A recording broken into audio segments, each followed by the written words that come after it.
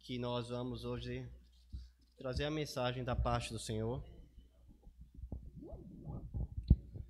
Nós vamos meditar num texto da carta de Paulo, no livro dos Hebreus, Hebreus capítulo 1.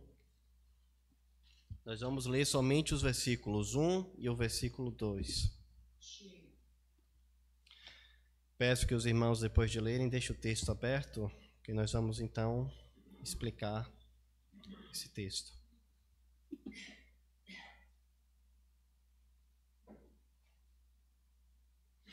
Hebreus 1, nós leremos os versículos 1 e 2.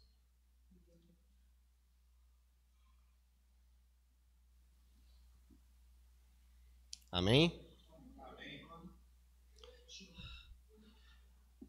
Havendo Deus outrora falado muitas vezes e de muitas maneiras aos pais pelos profetas, nesses últimos dias nos falou pelo Filho, a quem constituiu herdeiro de todas as coisas, pelo qual também fez o universo. Vamos orar mais uma vez?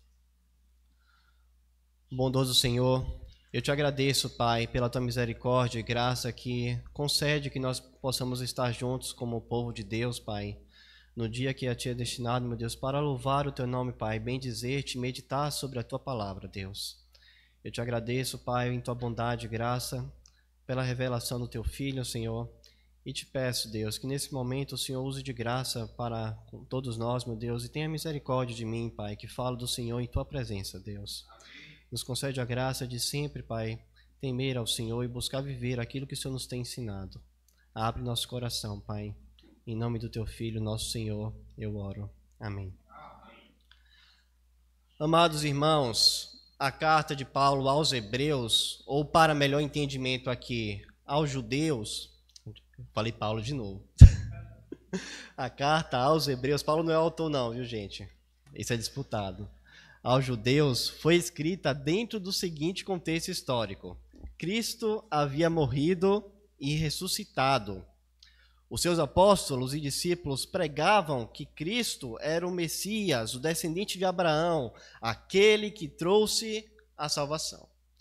Contudo, o contexto histórico era um pouco complicado para quem era judeu. As pessoas poderiam passar por espólio dos seus bens, ou seja, tudo que eles tinham poderia lhes ser tirado por causa da fé em Cristo Jesus. Poderiam passar por perseguição. E haviam aqueles que naturalmente deixavam a fé. E para deixar claro, abandonar aqui não é se tornar um pagão simplesmente, crer nas deidades da época, nos outros deuses.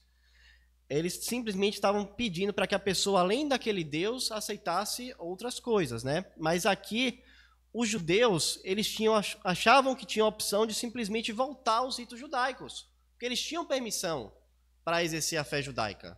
Então, a tentação que o autor da carta aos Hebreus visa combater é justamente essa tentação de deixar as práticas cristãs e voltar ao que os judeus faziam, porque o judaísmo era permitido. Eles não sofreriam essa perseguição. Alguns judeus, eles chegaram a pensar em colocar Cristo dentro do judaísmo e assim exercer livremente a sua fé, sem a perseguição do Estado. Esse aqui é o contexto dessa carta que o autor dos Hebreus tem em mente. A gente não sabe quem foi, mas a gente tem algumas coisas sobre essa carta. A carta ela é chamada de palavra de exortação.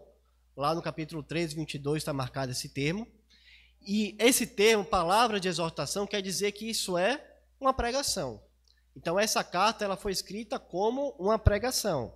Você vê aqui como eram as pregações antigamente, né? Uma pregação de 13 capítulos, extensa, profunda. Isso aqui foi uma pregação que foi escrita.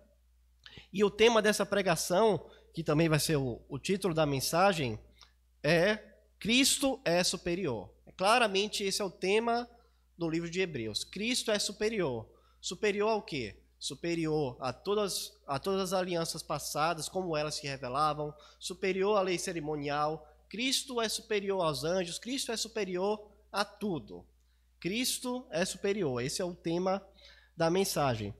Em dias que Cristo não parece ser suficiente, e as pessoas têm ídolos próprios, intermediários, e depositam sua fé na força do próprio braço, essa mensagem é urgente. Então vamos começar, eu vou dividir essa mensagem em 2 pontos. Primeiro a gente vai falar sobre o versículo 1, essencialmente, onde diz, Cristo é a revelação última. E aí vamos ler o comecinho aí, vamos ler o versículo 1 todo. Havendo Deus...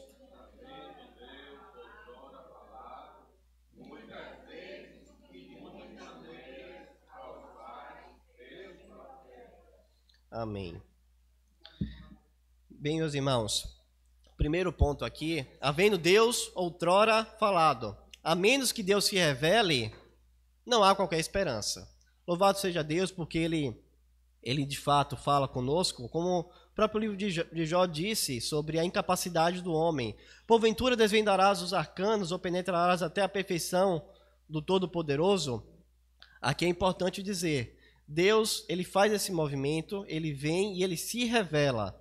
E nos é dito também outra coisa, que Deus falava àquele povo, ou seja, outrora falado ao povo judeu antigamente. Deus havia se revelado em todo o Antigo Testamento.